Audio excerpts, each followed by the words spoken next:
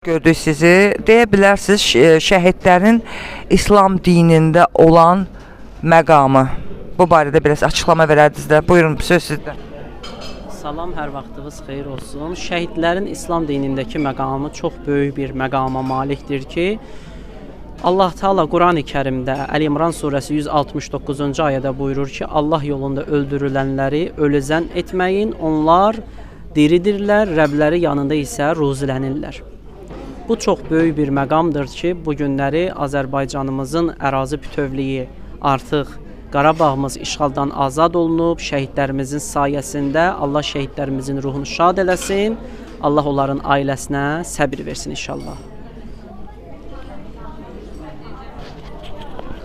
O düzdür ki, deyirlər şəhidlər 70 sevdiyi bəndə insanlara şəfaətçi ola bilər.